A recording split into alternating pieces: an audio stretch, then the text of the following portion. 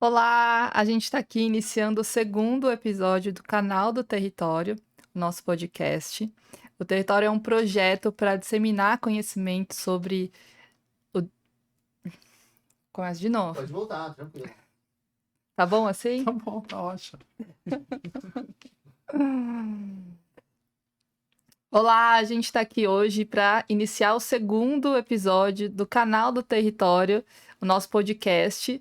O Território do Desenvolvimento é um projeto para falar, disseminar conhecimento sobre infância, adolescência e parentalidade. Eu sou psicóloga, tô aqui com o Mauro, psiquiatra da infância e da adolescência. E hoje a gente traz a nossa convidada para falar sobre o tema de autismo. Então, o nosso tema de hoje é transtorno do espectro autista e os desafios de cuidado das crianças com TEA e das famílias que têm crianças com transtorno do espectro autista. E para falar desse tema, a gente traz aqui uma colega de trabalho e uma amiga pessoal, que é a Joana Portolesi. Então, a ideia é que os convidados se apresentem. A Joana é neuropsicóloga, é coordenadora do projeto do transtorno do espectro autista lá do Instituto de Psiquiatria do HC, né, da Universidade da USP, aqui em São Paulo. Mas é legal você falar um pouquinho de você e do seu trabalho, né, Joana, antes de a gente começar a falar de fato sobre TEA. Então, bem-vinda, a gente está muito feliz que você está aqui com a gente. Obrigada. Bom, obrigada pelo convite, é um prazer estar com vocês, Bia, Mauro. Acompanho aí o Território do Desenvolvimento aí há um tempo e é uma honra estar aqui com vocês para a gente falar de um assunto que eu acho que é super importante. Bom, como o Mauro falou, sou neuropsicóloga, trabalho com autismo há alguns anos, tanto no âmbito clínico como da Associação de Pais, então também já tive uma experiência trabalhando durante 7 anos em ONG, junto com os pais, enfim, pensando em implementação mesmo de políticas públicas, e fui para a área da pesquisa, onde eu já estou há 11 anos, né, trabalhando aí tanto na educação, enfim, na pesquisa de autismo, e finalizando também o doutorado ali pela medicina da USP. Bom, então você é uma grande especialista assim, em TEA hoje, né, Joana? E aqui a ideia é que a gente faça perguntas que vão tanto para o grande público, mas perguntas também para quem trabalha na assistência, na área técnica de saúde mental. Então vão ser perguntas, sim, provocativas e perguntas que vão gerar essas provocações da área. Então a primeira pergunta que eu queria trazer para a gente discutir aqui é se o diagnóstico do transtorno do espectro autista do TEA está crescendo. Porque hoje nas redes sociais, na internet, nos botecos só se fala de autismo, né, entre outros diagnósticos. Então as pessoas falam sobre isso, os laudos cada vez mais, pessoas entrando na justiça para buscar tratamento. Então existe esse questionamento: será que banalizou? Será que mudou? O que aconteceu com esse diagnóstico que hoje todo mundo parece que tem autismo? E dentro dessa provocação, vou ampliar a pergunta. Será que o autismo, numa visão médica, é um diagnóstico, né? É uma alteração, é uma patologia ou uma divergência? Pensando um pouco nesse conceito de neurodiversidade, que foi inclusive construída dentro do campo da sociologia, não foi no campo médico, né? E aqui eu falo um pouco do campo médico. Mas será que realmente é um problema ou é uma outra forma de existir? Então, trago aí esse primeiro questionamento para você. Então vamos lá. E acho que a gente pode ir discutindo juntos também, porque tem bastante coisa para falar dentro desse tema. Sim, a gente tem um aumento do diagnóstico, inicialmente pela mudança dos critérios, né, do DSM-4 para o DSM-5, onde a gente tem um diagnóstico muito mais dimensional, né? Então a gente deixa categorias para ser uma dimensão, o espectro passa a ser uma dimensão. E isso, claro, com critérios estabelecidos, né, que quando a gente fala dos sintomas core, que é os principais sintomas aí para a gente estabelecer um diagnóstico, né, que é o prejuízo da comunicação e da interação social, e os padrões restritos e repetitivos. Então, se todos nós formos pensar, bem-estar, temos, né? Todos nós podemos ter algumas dessas características. Agora, qual é o ponto de corte para um critério? E isso é super importante. Qual é o prejuízo na funcionalidade dessa pessoa, né? E que isso vai impactar para o bem-estar, para uma produtividade, para uma aprendizagem. Então, eu acho que esse é um ponto super importante que nós, né, enfim, nos ambulatórios, ou quando a gente vai discutir mesmo nos nossos consultórios, é algo que a gente acaba avaliando e designando também um plano terapêutico. Mas, claro, assim, a gente tem uma procura cada vez mais alta e muito grande dos adultos para um diagnóstico, né? E então, pensando, sim, né? Voltando aí para a pergunta, temos um aumento dos casos por alguns fatores. Esse é o primeiro. O segundo é a questão da capacitação dos profissionais. Então, hoje a gente tem uma busca muito maior, a gente tem mais cursos, a gente tem um maior número aí de formações, né, dos profissionais, e a gente tem uma história, né, do autismo no nosso país recente, onde os pais, a gente tem uma associação de pais muito bem organizadas, então a gente tem pais que vão muito em busca das informações, né? Então, eu diria aí que o critério, né, assim, o dimensional, a capacitação dos profissionais e o conhecimento dos pais, isso levou a um aumento. Tem questões, né, que sempre eu gosto muito de deixar isso, né, assim, para as áreas mais específicas, né, de quem trabalha com a genética, com a epigenética. A gente tem questões, né, ambientais e da genética que são importantes também. Mas basicamente esses três pontos aí influenciam para um aumento do diagnóstico, que agora o último número, né, é de 1 para 31. Né? Daria para dizer também, Joana, quando você fala aí dos profissionais, né, mais capacitados, mas também sobre que não se diagnosticava antes, né, por esse conhecimento que você está trazendo, que hoje se tem sobre o diagnóstico.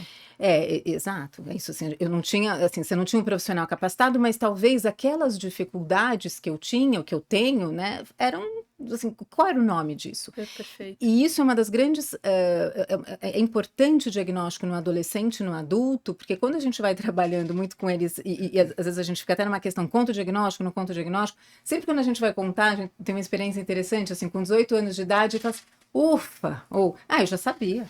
Né? Era meu pai que precisava saber, mais ou menos isso. Então, isso é recorrente, assim, eles vão em busca, né, assim, da informação. E hoje, acho que isso é importante também, você tem muita informação na internet, né, também sobre o autismo. Então, que eu acho que aí a gente pode conversar, talvez, pensando na neurodiversidade, né, do neurodivergente, que é quando isso é um diagnóstico, ou quando eu me identifico com aquelas características, mas quando aquilo também passa a ser um critério.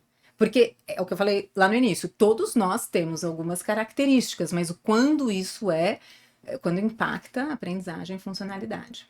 Sim, e talvez faça sentido para o grande público que ouve o nosso canal aqui, explicar que quando a gente fala categorial, a gente fala de um sistema de 0 ou 1, um sistema binário, né? E quando a gente fala dimensional, a gente está falando de uma quantidade de sintomas, de uma quantidade característica que muitas vezes muitas pessoas têm na população, e a partir de uma certa quantidade desses sintomas que a gente passa a pensar em diagnóstico quando essa quantidade de sintomas gera prejuízo.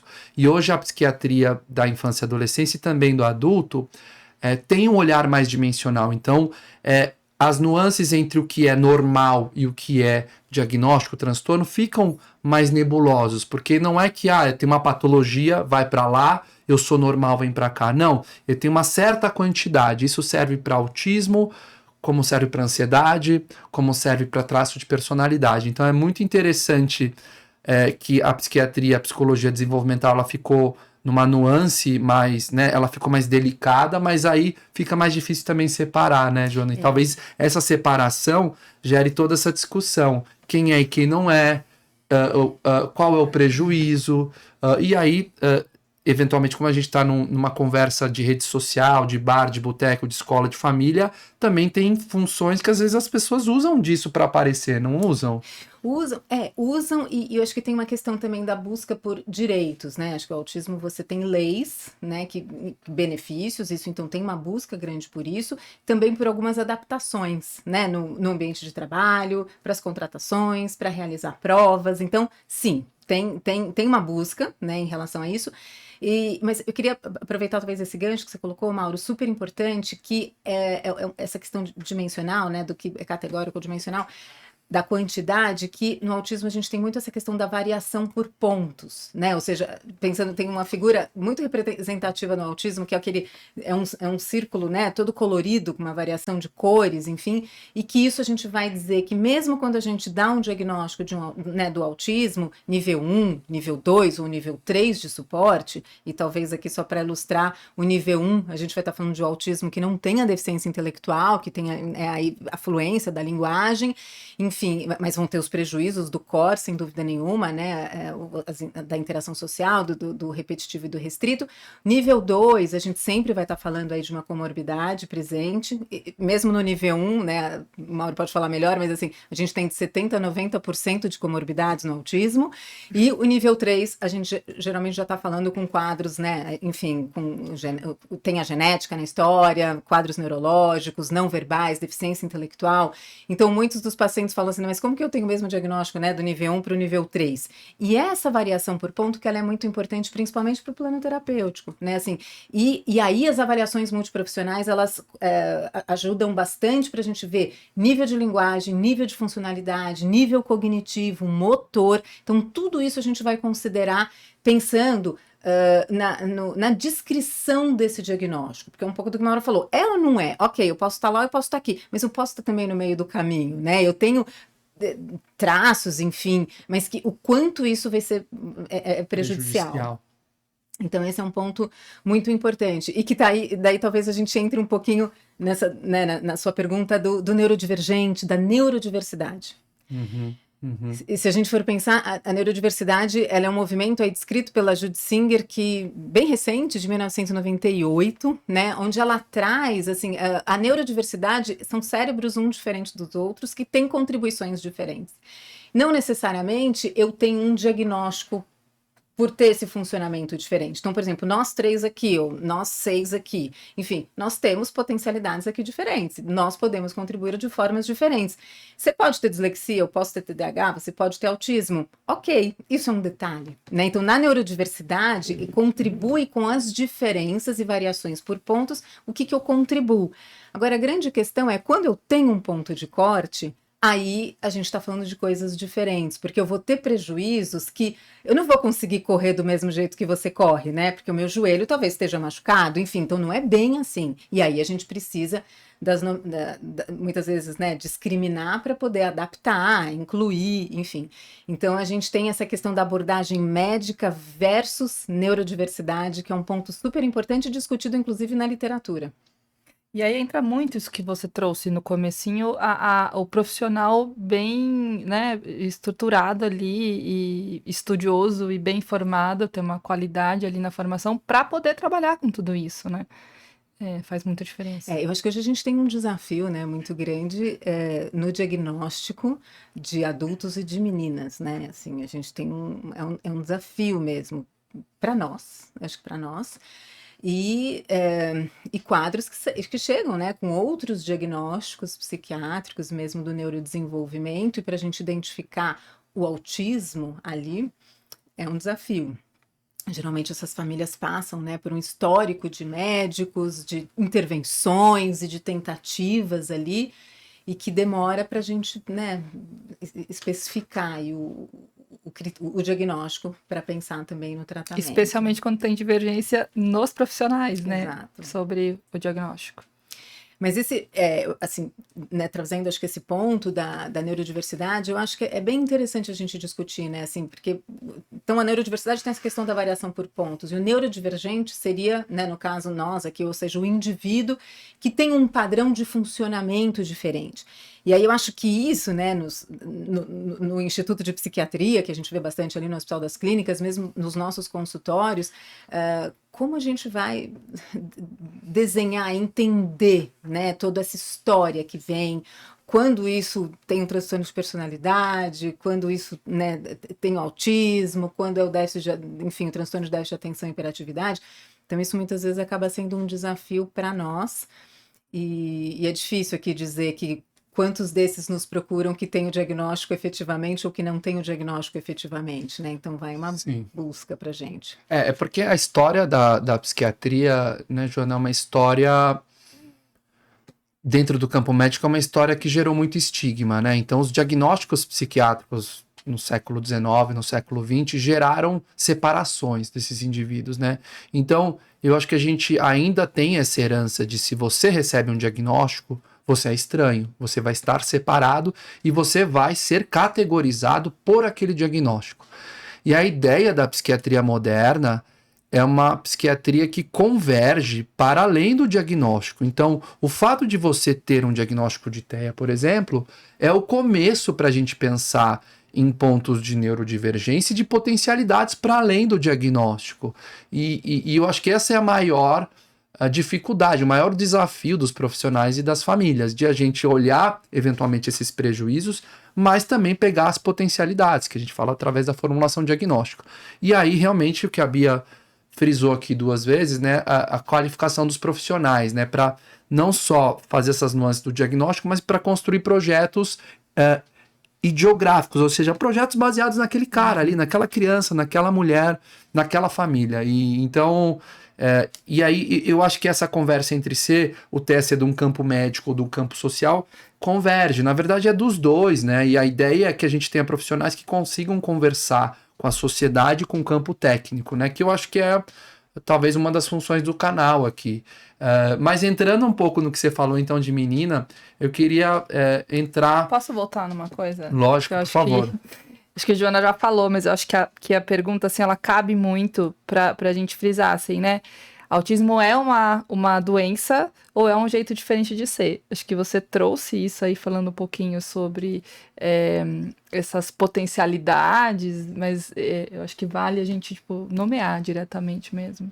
O transtorno, né? Assim, que acho que é importante mesmo, porque é algo que é do desenvolvimento, né? E é algo que vai interferir de maneiras, às vezes, diferentes, né, nos estágios do desenvolvimento daquela criança, com impacto, claro, na família, né, e é isso, e é da saúde, da educação, é do social, enfim, então o autismo ele está implicado em todas essas esferas, e aí até uma questão, assim, me passou pela cabeça aqui quando o Mauro falou, dessa questão, muitas pessoas perguntam assim, ai, qual é o médico que eu vou, que vai, entre aspas, né, me curar, ou que eu vou ficar bem, ou que vai saber. Interessante isso, porque a gente tem experiências aqui, né, com famílias que, independente da psicóloga, independente da neuropsicóloga, independente do médico, como, acho que assim, talvez isso é interessante, assim, a gente falar também aqui, não tem uma receita específica, né? Que aquele médico com aquela psicóloga, passando pela neuropsicóloga, fazendo aquela terapeuta ocupacional, isso não vai ter erro, né? É interessante, assim, as famílias têm um papel super importante nesse processo. A gente vê que, assim, as famílias são o nosso grande trunfo. Assim, eles são quem vai estar com essas crianças e com esses adolescentes, né? O tempo todo. Então, são eles que mais conhecem. E pelas informações técnicas que nós vamos, né, fornecendo, enfim, claro, construindo com a família aí enfim, essas questões que o Mauro trouxe bastante, como que a gente vai encaminhar, mas esse encaminhamento, como essa integração, né? Então, é super importante mesmo, assim, a partir do momento que eu tenho, né, um diagnóstico, eu acho que muitos de vocês podem estar se perguntando, quem fecha o diagnóstico? É o médico, né? Assim, é o psiquiatra da infância e adolescência, é o psiquiatra, é o neurologista, é o neuropediatra, pediatra. E a psicologia, né? Minha formação aqui é da Bia, enfim, um neuropsicológico, especificamente eu falando agora da avaliação neuropsicológica, ela vai dar um perfil, mas ela não vai dar um diagnóstico. Ela pode apontar, olha, esse perfil é descrito como um achado no autismo, como uma inflexibilidade, como um prejuízo da cognição social, né, um QI, enfim, que tem uma variação, mas é importante ser um processo em conjunto. Claro, não são todas as famílias que têm todo esse recurso, né? Hoje você tem clínicas e você tem centros especializados que tem esse conjunto de coisas. Mas isso é fundamental para uma compreensão e para esse plano terapêutico e sempre nessa integração, né, da família com a escola, com a equipe técnica de saúde, enfim. E é um processo para as famílias, né? E a gente tem que também acompanhar esse processo. E quando você fala, né, mas vai ter cura, e eu queria só destacar aqui o quanto a gente vai olhar para um tratamento nessa equipe multi aí, com a família, com a escola, para olhar para atingir essa potencialidade, né, que você trouxe, né? Então, eu acho que isso é muito importante, porque ficar buscando está muito relacionado à aceitação das famílias. Então, porque quando vem o diagnóstico é assim, não olha para potencialidade nenhuma. É como se tivesse tudo prejuízo em tudo, assim, né? Acho que é importante. E adaptar, né, essa potencialidade é independente. Muitos dos nossos pacientes, enfim, às vezes a gente vê, assim, não tem algo que. Da onde eu pego, né, para estimular, para motivar, para desenvolver, e muitas vezes a gente vê um prejuízo aí amplo, né, mas o que a gente vai ensinar também, adaptar, e aí que eu acho que vem o papel da sociedade, né, assim, acho que a gente, do estigma, né, como o Mauro falou, o autismo, ele tem um estigma, né, carrega um estigma. Enfim. E então pensando, você falou, né? Pensando no processo de diagnóstico, né, que deve ser feito por um médico, mas também dentro de um perfil por outras pessoas, por uma equipe multi. Comente um pouco sobre diagnóstico, assim, a partir de que idade a pessoa pode ter autismo? E outra, tem diferença diagnósticos em meninas e meninos? Quais são as especificidades? Porque autismo tem mais em menino. Mas como é que é quando aparece em menino? É a mesma coisa? E que acho que uma cereja do bolo aí falar disso, né? Então vamos lá. Se a gente for pensar, bom, o diagnóstico, a gente já tem um diagnóstico estável aí a partir, né, de 1 ano e meio, a gente já pode determinar esse diagnóstico. Então isso, os instrumentos, né, os critérios clínicos também já mostram uma estabilidade a partir aí do momento que a gente dá um diagnóstico a partir de 1 ano e meio. E a gente sempre fala, né, que o diagnóstico precoce ele é muito importante para a neuroplasticidade, para a aprendizagem. E a gente nasce com autismo, né? Assim, autismo a gente não pega, enfim, então acho que isso é importante, a gente pensar aí que a contribuição genética é um pouquinho mais de 80%, então basicamente aí são componentes genéticos, e aí a partir de um diagnóstico a gente já pode planejar a intervenção, né? Quais são os pontos a serem estimulados e desenvolvidos, e eu acho que isso cabe muito, né, para o território. Porque você vai envolver o desenvolvimento da criança e os pais, né? Os pais sempre vão estar envolvidos nesse processo. Tem um artigo da Lancet que mostra uma questão, para mim, assim, essa figura é emblemática para mim, que é assim, você tem ali no desenvolvimento, você tem a família, a comunidade e a criança. Então, essa família é muito grande nesse momento. A comunidade está começando ali, a criança está ali dependente da família. A partir dos 6 anos, a comunidade cresce um pouco mais, com a família e a criança. Na adolescência, a família diminui um pouquinho, né? A comunidade cresce e esse adolescente cresce ali. E ali você tem a comunidade com o adolescente, com o adulto, e a família vai ali no apoio, estando juntos. E no autismo, essa família só cresce. E isso é importante, porque aí vem aquela pergunta, e quando não estiver mais aqui? E aí a gente chega nos adultos, né, especificamente, porque tem uma questão que é da dependência, né? Então a gente sempre vai lutar, quando a gente fala, né, do diagnóstico precoce, claro que vão ter várias questões de comunicação, da linguagem, da autonomia, da aprendizagem, da orientação dos pais para lidar com aquilo, enfim, tratar das questões de rigidez, interação social, toda essa melhora e esse aprendizado para o desenvolvimento. E a comunidade, certamente, é super importante para as adaptações, como a escola, mesmo os outros membros da família, os irmãos, né? Então, você tem, enfim, uma série, é bem multi, né? Familiar, multiprofissional, enfim. E aí, no adulto, muitos falam, né? Assim, hoje a gente tem, mais ou menos, dado da literatura, aproximadamente 70% desses adultos, eles são dependentes, né? Então, a gente ainda tem, claro que a gente imagina que isso vai mudar, né? O panorama em relação a isso vai mudar. Mas a gente tem toda uma questão, né, assim, além da aprendizagem, o mercado de trabalho, essas adaptações, então cada vez mais a gente tem esse campo sendo desenvolvido né, para adaptação e para o ingresso no mercado de trabalho. A gente tem leis aí com as empresas, enfim, pela inclusão, enfim, a lei de cotas e tal. Mas mesmo assim, esses pacientes adultos, eles vão precisando de um monitoramento, né, sempre com apoio. Né?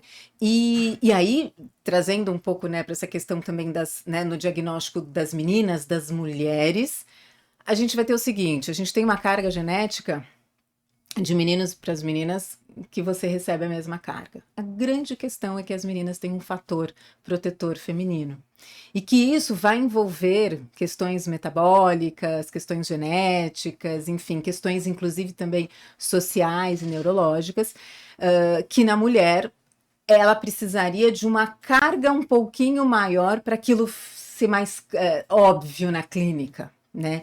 Por quê? Porque tem uma questão inclusive cultural, como a menina deve sentar, fecha a perna, não usa isso, põe aquilo, né? Que talvez isso também na nossa cultura esteja mudando, né? Mas o fato é que as meninas têm algumas teorias mostrando, né, que essas conexões cerebrais, onde para mim é muito mais fácil entender esses sinais. A mulher, ela tem uma agilidade maior no aprendizado em relação a como eu vou me comportar. Isso é mais rápido nas meninas do que nos meninos. Eles vão adquirir, mas as meninas adquirem mais rápido. Então, o diagnóstico e das meninas tem uma questão assim específica. Aí alguns estudos vão mostrar que os meninos apresentam comportamentos restritos e repetitivos na primeira infância que são muito mais intensos do que das meninas. E aí a gente ali tá camuflando um pouco pra gente entender. A menina quer brincar sozinha, mas os hiperfocos delas, geralmente, elas conseguem que seja um hiperfoco funcional. Então, eu quero boneca. Vou brincar de boneca, vou brincar de boneca, vou brincar de boneca. E tudo bem, as meninas brincam de boneca. E o quanto isso é simbólico ou não é simbólico, ela tá brincando de boneca. E ela repete a brincadeira das amigas. Então elas têm uma habilidade muito grande em fazer isso mais do que os meninos. E aí, na literatura também a gente tem assim, aonde vai pegar para as meninas? Na adolescência. Então, ansiedade. E esses quadros abrem a partir dos 12, 13 anos, então isso também está bem descrito na literatura. E aí a gente só vai pensar nesse diagnóstico na adolescência ou até na vida adulta. Eu lembrei, Joana, de uma situação que é recente falar disso, né, dessa discriminação entre meninos e meninas de alguma maneira, que há algum tempo eu ouvi uma adulta falando de si mesma, né, nem foi caso em consultório, mas ela assim, o meu comportamento autorregulatório é ficar mexendo o dedão do pé dentro do sapato. Né? E aí, quando eu ouvi isso, de até buscar e ir atrás, essa especificidade, né? Tipo, quem que tá olhando o dedão do pé dentro do sapato? Enquanto o menino tá lá, tipo, ou um movimento muito sutil com a boca, que os pais nem conseguem perceber que aquilo ali existe, né? Então, para dar exemplos disso também. E de momentos que elas se organizam para se regular, né? As alterações sensoriais que a gente ainda não falou aqui são super importantes no autismo, né? E as mulheres, muitas vezes elas falam, eu sabia a hora onde eu entro no meu carro, eu grito, ou eu tenho um momento onde eu preciso abafar o som para eu me regular. Então, essa busca dessas estratégias mais internalizantes, que as mulheres muitas vezes têm esse poder, vamos chamar dessa regulação. Então, o que você está falando é que as mulheres, elas, ou por genética ou por cultura, elas têm um aprendizado social, aí elas estão mais avançadas nesse sentido, ou mais adaptadas, elas estão ali mais espertas ao longo do desenvolvimento em comparação com os meninos, né? Então, isso pode gerar uma dificuldade no diagnóstico, né? Agora, até você falou aí dos 18 meses, né? Ou seja, 1 ano e meio para diagnosticar. Então, parece óbvio, mas talvez seja polêmico para muitas pessoas. Então, assim, dá para cravar que a pessoa tem autismo com 1 ano e meio. É isso que a gente está falando aqui. Mas e para aquela criança que só se diagnostica com 6, 7 anos? Acho que esse é um ponto. Ou com 10, com 12. Você citou o exemplo das meninas. Calma aí, mas só vai ver quando tem 12, 13, 14? E para aquela galera, familiares ou profissionais técnicos que falam, calma, a gente tem que esperar. Não dá pra... Tem 1 ano e meio, 2 anos, tem que esperar, porque a gente tem que ver se vai desenvolver. Ele pode ser mais lento. Porque existe muito ainda essa ideia que o médico, o psicólogo, ele está sendo exagerado, ele está patologizando, ou seja, ele está como se fosse induzindo TEA na criança. E aí existe uma discussão, às vezes as famílias procuram diferentes profissionais. Então, como que é esse dilema, assim, para você? Acho que, começando talvez dessa última colocação, é interessante porque o que a gente sempre vai pensar, né, como diretriz, tá, por mais que a gente não feche o diagnóstico, você vai fazer as intervenções. O plano terapêutico, você vai investir daqui 6 meses ou 4 meses, a gente reavalia, você volta aqui e a gente vai vendo como se dá essa evolução. Nesse meio do caminho, o que as famílias fazem? Quero o diagnóstico, porque aí eu consigo pelo plano. Porque aí eu tenho direito, enfim. Então, nós, como profissionais, vamos lidando muito também, né, com essa questão. Mas, assim, se a gente for pensar clinicamente, a gente vai indicar para o plano terapêutico, para as intervenções, independente de fechar mesmo o diagnóstico. E aí, pensando nessa questão, né, 1 ano e meio, ou seja, quem vai ser diagnosticado ali com 6 anos, com 10 anos, enfim, a gente tem que pensar que muitas vezes essas pessoas, essas crianças, enfim, elas têm repertórios, quando a gente fala dessa questão descritiva, enfim, elas têm repertório.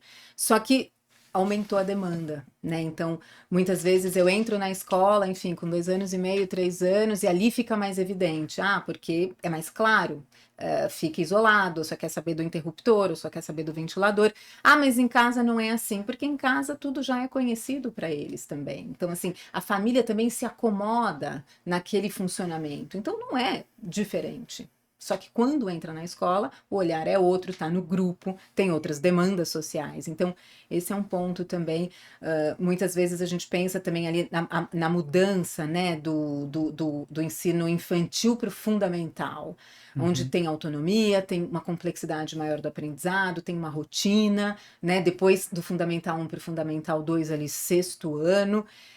Sim, porque aí a demanda vem aumentando bastante e essas dificuldades elas acabam aparecendo, ficando mais expressivas. E ainda em relação ao diagnóstico, Joana, mais uma pergunta polêmica. O que você acha de eye tracking, ou seja, dessas máquinas, digamos, que você vê uma TV e ele basicamente vai ver onde o seu olho está ali enxergando, e dependendo se você enxerga a cena de um certo jeito, se você tem uma avidez, vontade de assistir a cena social ou não, vai dar uma porcentagem de chance de você ter o diagnóstico. Isso para crianças bem pequenininhas. Então, ali você, às vezes, olhando uma TV 5, 10 minutos, o cara vai, às vezes, cravar ou pelo menos te colocar em alto risco. É bom, a gente já sabe que tem isso, inclusive numa transição aí da ciência para sociedade, para essas máquinas de eye tracking estarem aí a cada esquina, como se fossem totens de diagnóstico de autismo. Queria que você comentasse sobre isso. Acho que esse é um ponto que a gente estuda no hospital, né? A gente tem o eye tracking, sim, no ambulatório. A gente tem vários trabalhos publicados em relação a isso. Então, assim, claro que, sim, eu acho que é uma medida neurobiológica. Então, acho que esse é um ponto importante.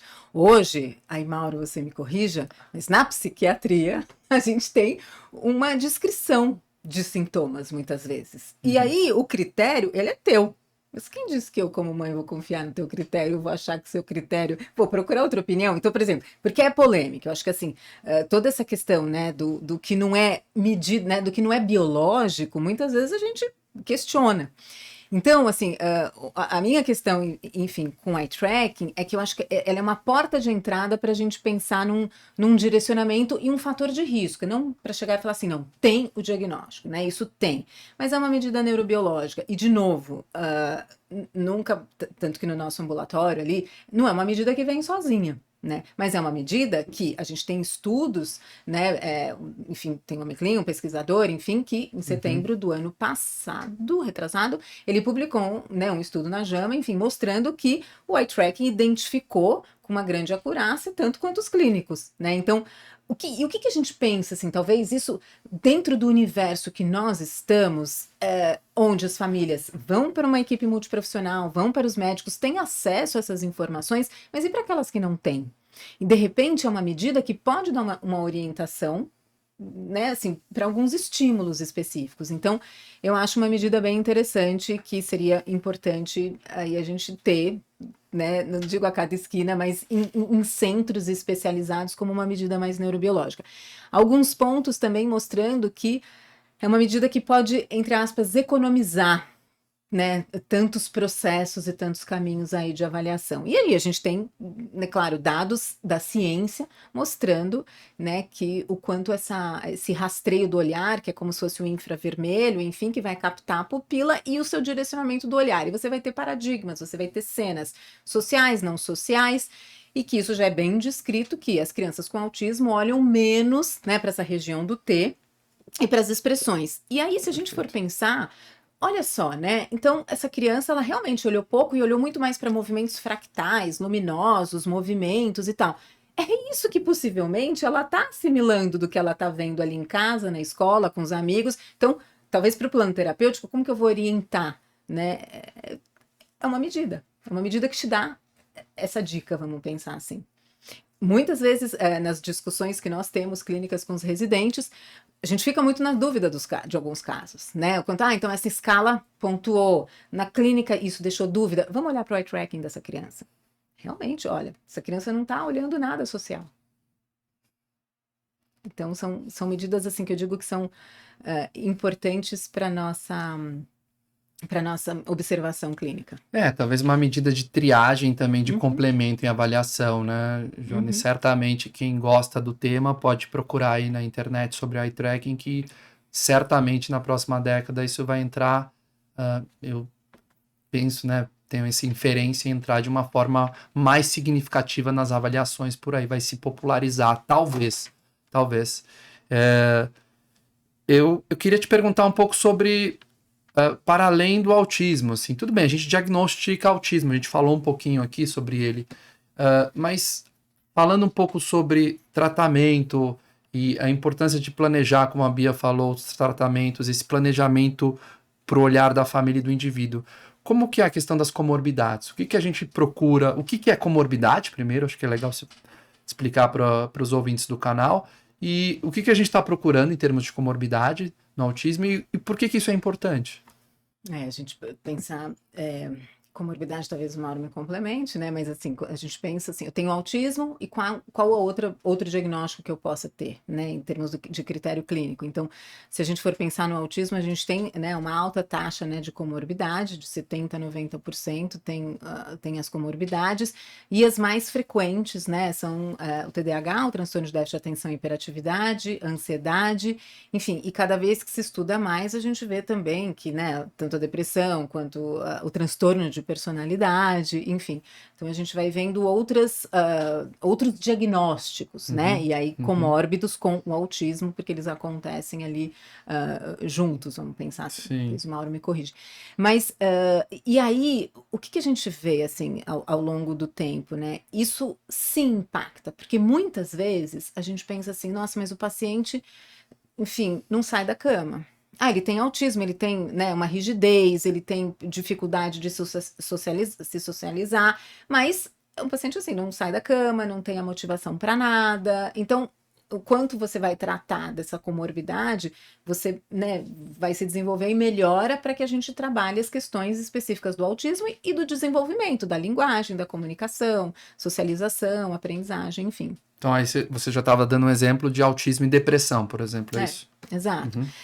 Como muitas vezes, por exemplo, a gente tem, em alguns casos, assim, no adulto, diferenciar, por exemplo, ansiedade social e autismo, né? Ou seja, porque muitas vezes no adulto, como a gente não vai ter história, né, pregressa, ou seja, a gente não sabe um pouco do desenvolvimento, por exemplo, da linguagem, motora, porque isso tudo vai fazer muito parte da nossa anamnese clínica para o diagnóstico, né? Porque no autismo a gente já vai ver questões, né, da comunicação, da linguagem desde muito cedo e também motora, além das questões sensoriais, né? Para além das comportamentais, sem dúvida.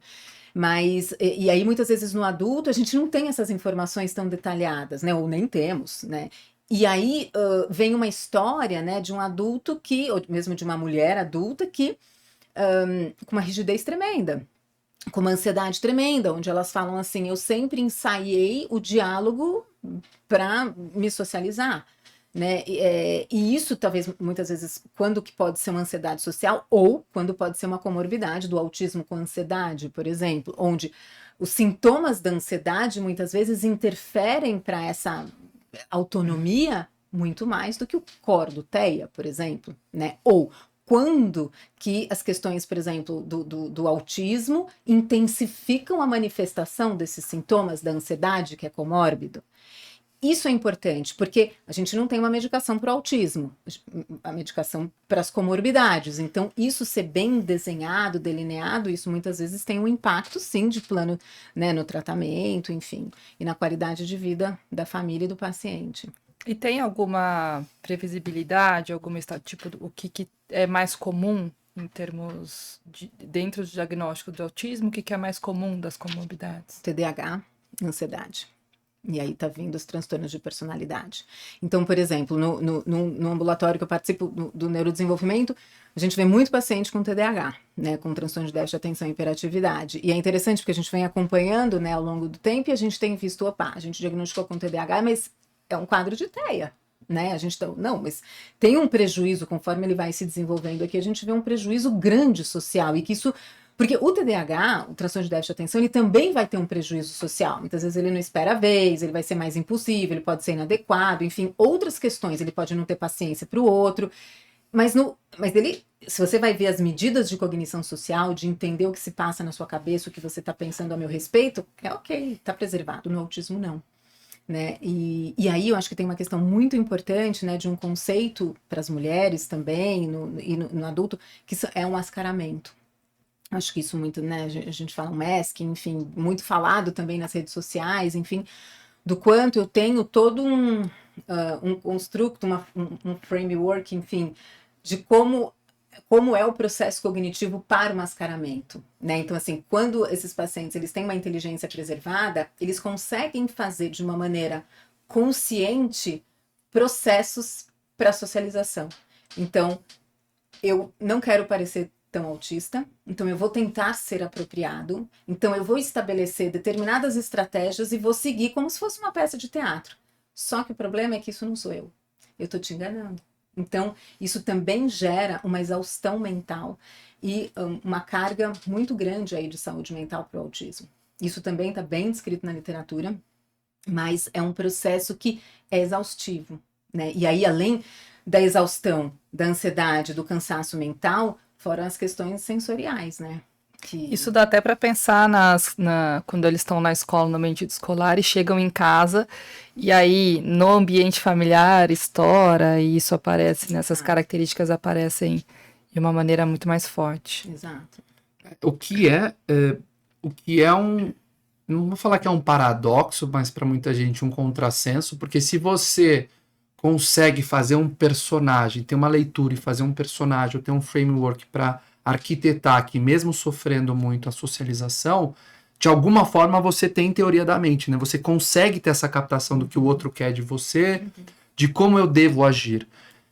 E, historicamente, o autismo é essa incapacidade de ter teoria da mente. É como se eu não entendesse a leitura, por exemplo, te olhando agora, né? Olhando todo mundo aqui. Mas a gente volta àquela ideia inicial, não é ter ou não ter, mas é ter um tanto, né? E agir de maneira mais ou menos natural, o que deixa o diagnóstico mais complexo, né?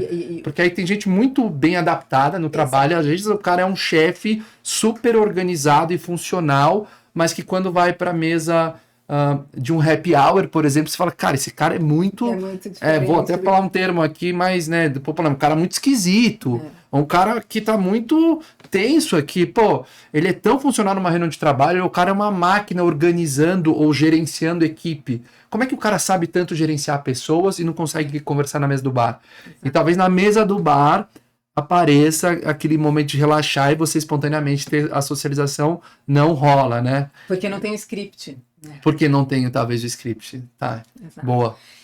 Não tem o padrão, né? Porque através de padrão ele consegue... Exato. Por isso, é interessante, teve um diagnóstico de um adulto, comentei isso bastante com os residentes, que 63 anos, uma professora universitária, enfim, e ela falava isso, mas eu socializo, né, com os meus alunos, eu dou aula, eu sou uma professora que tem a criatividade, que eu penso uma maneira diferente, mas é isso. Ok, isso está no teu domínio, isso é o seu script, é você que comanda ali. E quando você está em algo que, assim, você não sabe no que vai acontecer. Você não tem o script ali. Não tem o controle. Não tem controle. E aí, assim, só uma observação que eu acho que é importante vindo pro eye tracking, quando você fala, né, assim, o que a gente, uma medida neurobiológica, ou seja, o eye tracking, ele já dá um caminho muito mais confiável do que, por exemplo, uma neuropsicóloga fazer um teste de teoria da mente, porque podem ter viés. Então, por exemplo, eu tenho lá um protocolo de, sei lá, 36 questões ou 36 atividades.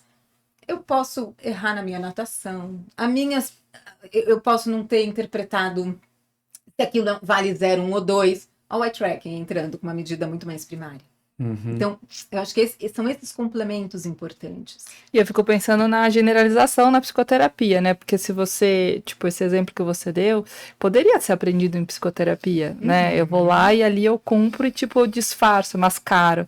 Mas e quando eu generalizo para outros contextos, que é onde a terapia também vai atuar? E isso é interessante, por exemplo, isso que a gente está falando, talvez responda um pouco, talvez para quem está ouvindo, e que em alguns momentos podem falar assim, nossa, mas eu tenho autismo, ansiedade, ou se eu fui diagnosticado com ansiedade, será que eu não tenho autismo? Porque isso é muito comum, né? Às vezes é interessante isso, porque aqui... E todo ansioso acha que tem tudo. Exato. Mas é isso, o ansioso... Não, às vezes você só tem ansiedade. Às vezes você só tem ansiedade. Agora, o quanto ele dá ansiedade, eu tenho o prejuízo dessa leitura do outro. Não só do contexto, mas do que o outro pode estar pensando a meu respeito, metáforas, né? Então, são questões que são do TEA. A gente tem um prejuízo do TEA. Porque a timeline social, tem até um artigo que mostra, muito bonitinho, assim, né? O que de 0 a 3 meses, de 3 a 6 meses, todo esse desenvolvimento social. De 0 a 3, eu já sei, eu vou nascer sabendo ter o acompanhamento motor. A partir dos 3 meses, eu já estou atribuindo significado para o seu olhar. E aí, depois dos 6, é onde eu começo a desenvolver o início das intenções, que é o joint attention, que com 9 meses já está bem maturado.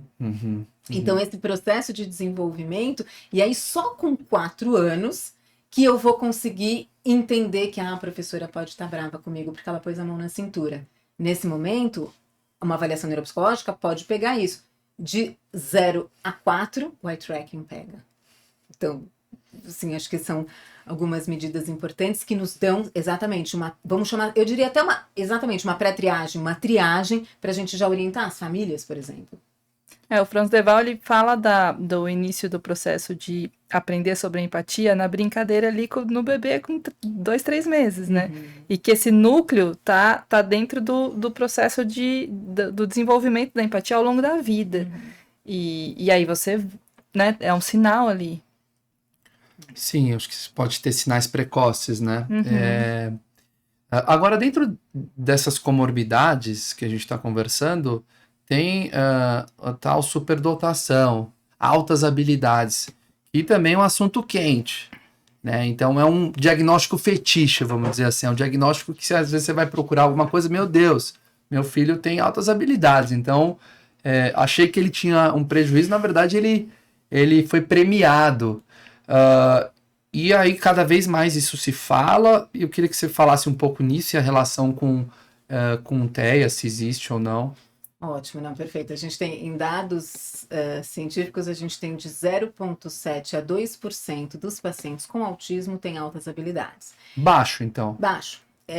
E aí é interessante porque, descrito até agora, né? Daqui a uns anos essa prevalência deve aumentar. Mas, enfim, altas habilidades ainda é um conceito bem discutido, né? Entre os profissionais, entre as áreas, porque altas habilidades a gente vai instituir, né? Que QI igual ou acima de 130, né? Pensando no número ali de QI feito pela avaliação neuropsicológica, mas não é só isso, né? A gente tem também o desenvolvimento, por exemplo, a capacidade de liderança, um desenvolvimento motor excepcional, né? Mesmo nos jogos coletivos, né? Aquele moleque que se destaca super, por exemplo, não só no futebol, mas enfim, nas atividades esportivas, junto com uma capacidade de liderança.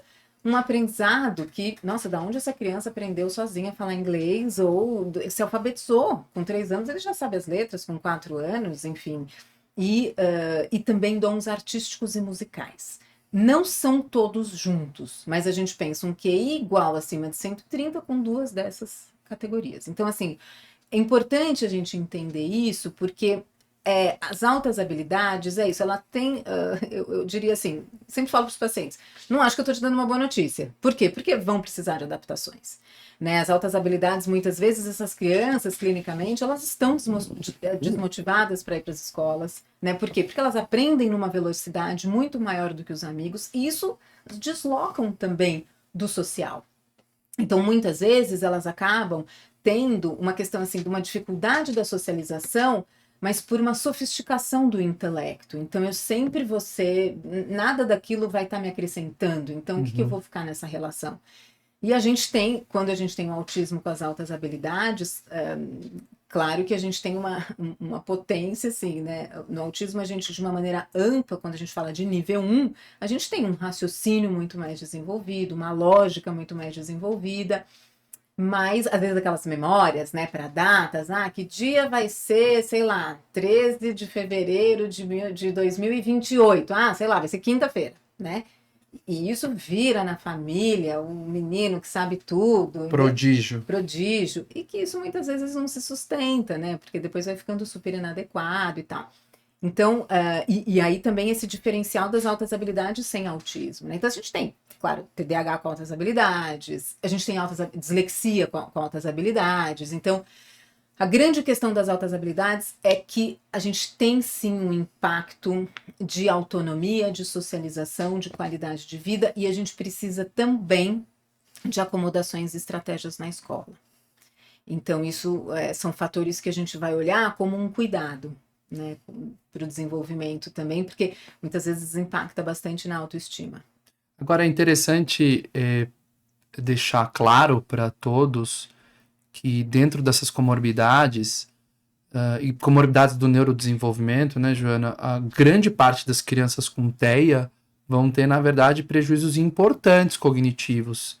Então, deficiência intelectual, transtornos de linguagem, transtornos de aprendizagem, e que essa ideia da pessoa que tem autismo e um fetiche de ser prodígio, e que aparece às vezes na literatura, no filme, que aparece em casos que a gente atende, me parece que não é a maioria. Na verdade, se você for ver na grande população, a maioria vai ter comorbidades dessas que você falou, e também comorbidades do neurodesenvolvimento que geram muitas dificuldades na aprendizagem, na aquisição de linguagem e no desenvolvimento de inteligência mesmo, né? E talvez seja importante a gente reforçar isso também. A gente até estava conversando, né? Assim, uma das coisas que eu mais gosto assim na clínica e lá no ambulatório, enfim, também discutir com os residentes, é o ponto onde, tá bom, quando eu tenho TDAH, quando eu tenho autismo, quando eu tenho transtorno de aprendizagem, ou quando eu tenho algum comprometimento intelectual, claro que aí eu vou excluir o transtorno de aprendizagem, ou quando é alguma questão da linguagem. Né? Então, isso pra gente, assim, esse quebra-cabeça, pensando, né, e essas questões também transdiagnósticas, né, é interessante pensar, porque, além, assim, qual é a origem, né, mas como isso se desenvolve, da onde começou, para onde vai. E eu acho que isso é um processo nosso, né, como profissional da saúde, de identificar, para daí pensar nos caminhos e vai vendo como isso progride, né, mas a gente vai orientando ali mais certeiro. Boa. Agora, eu queria fazer uma transição final aqui do nosso canal, que a gente está indo para o final aí do nosso encontro, nesse segundo episódio. Queria falar um pouco sobre identidade ao longo do processo de quem tem TEA, pensando em vida adulta, e também das famílias. Recentemente, eu fui convidado para falar num encontro de autismo que você estava, né, Joana? E foi muito interessante porque foi um encontro que era técnico, mas também que incluía a sociedade, então pais e crianças e adolescentes. E ali eu tive interações com pessoas que tinham uma cara ali, que eram artistas ou que eram intérpretes, né? Então eles já tinham, inclusive ali, vendiam um pouco, olha, eu tenho autismo mais, ou tenho autismo era bem interessante. Então, eu fiquei pensando muito nisso, como as crianças hoje estão se apresentando e a complexidade disso, né? E os pais também nessa jornada, né? Então eu queria que a gente falasse um pouco, assim, né? Porque hoje cada vez mais se fala de autismo na adolescência e na idade adulta. Então como que vai ser a jornada da família, como que se cuida de família, como que a família consegue ajudar a ter autonomia e como que é a vida adulta dessas pessoas com TEA, assim, eles vão conseguir de fato serem adultos funcionais? Você já trouxe o dado que a maioria é dependente, né? Ótimo, a gente sempre pensa na questão, acho que um pouco da experiência da ONG, quando eu tive acompanhando essas famílias no processo diagnóstico, é um pouco do luto à luta. Bem uma frase chavão, mas assim, é algo que, tudo bem, eu tenho um diagnóstico, como que eu vou fazer disso um propósito, né? Então, por exemplo, nesse encontro mesmo, você vê, né, uma menina que é isso, ela tem autismo, mas ela desenha super bem, então ela fez um livro e ela utiliza também desses espaços para falar sobre o autismo, ela falar sobre o autismo, né? Porque outros pais, isso vai também mobilizar outros pais, falar assim, nossa, mas ela faz isso, meu filho também pode fazer isso. Porque então, assim, essa questão do investir, né, buscando certamente, claro, a autonomia, mas a aprendizagem, o autismo, ele nos surpreende bastante, assim, em termos, né, do desenvolvimento de linguagem, de autonomia, mesmo cognitivo, porque vai depender das fases também que ele está vivendo, né, então às vezes a escola, academicamente, é mais complicado por eu ter, sei lá, um comprometimento cognitivo, mas na hora que eu vou para uma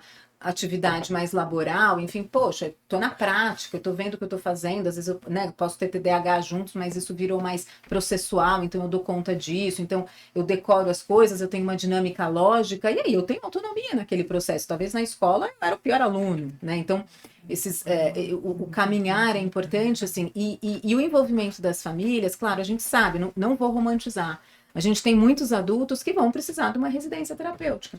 A gente tem, né, inclusive, projetos e programas específicos, né, liderados aí por pais, enfim, que existem aí esse projeto de moradia assistida.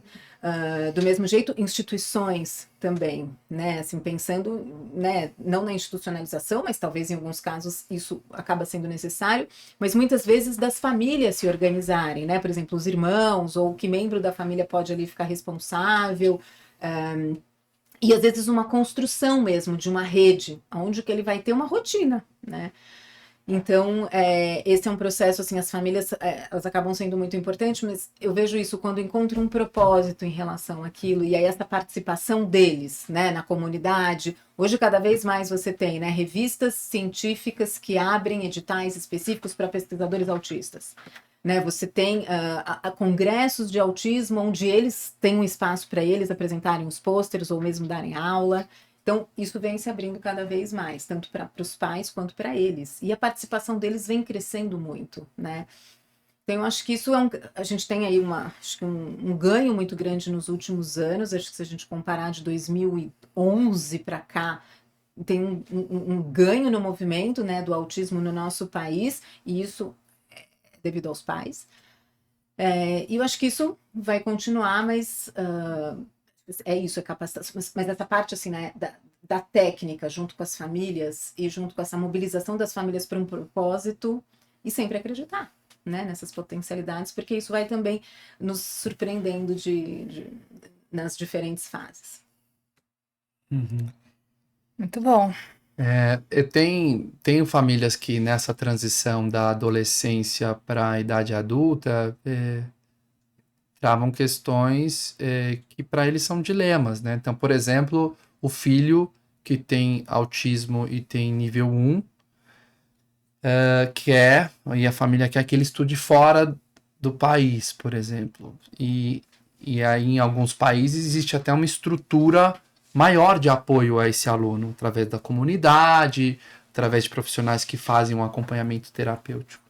E, ao mesmo tempo, um medo muito grande desse adolescente, desse adulto jovem, dar conta de uma autonomia de um adulto jovem, né? Acho que tem esse exemplo, assim, e que são dilemas que os profissionais acabam ajudando a família a decidir. E também esse dilema da pessoa morar sozinha, né, Joana? A gente já discutiu isso várias vezes, inclusive eu conheço pais que encabeçam projetos de residência terapêutica, e uma dessas mães, ela é muito bacana e próxima a mim, e aí a gente conversa e ela fala, não adianta, às vezes a gente tenta montar e não vem nenhum pai.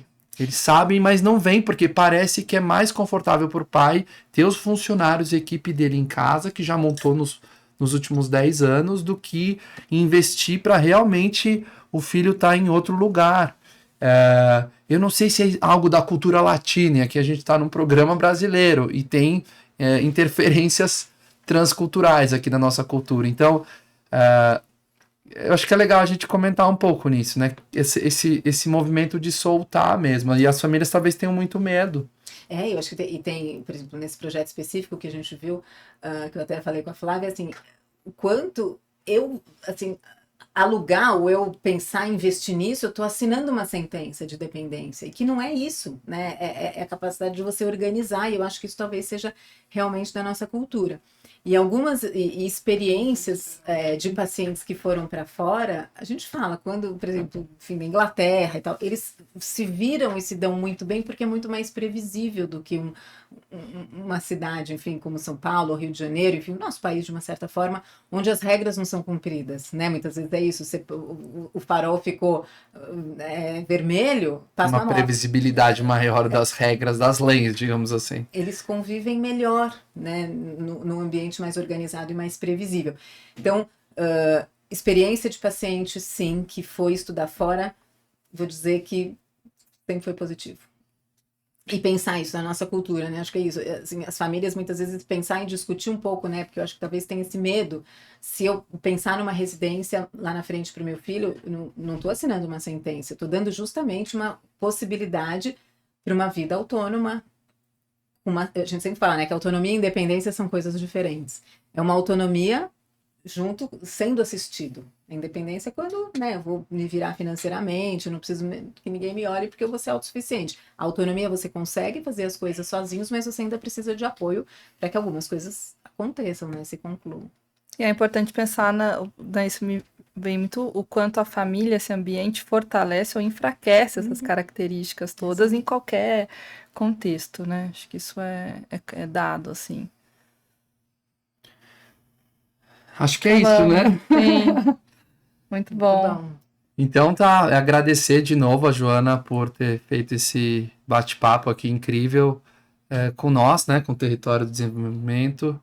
E então agradecer a Bia de novo por estar comigo aqui nesse segundo episódio, e daqui a pouco tem um terceiro episódio com um novo convidado, né?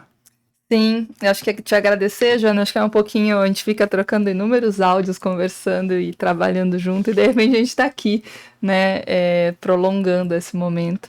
É uma honra ter você aqui como nosso primeiro convidado, e muito obrigada. O prazer foi meu, super obrigada, é uma honra estar aqui com vocês. Então é isso. Chama um beijo aqui para vocês. Um abraço. Abraço, tchau, tchau.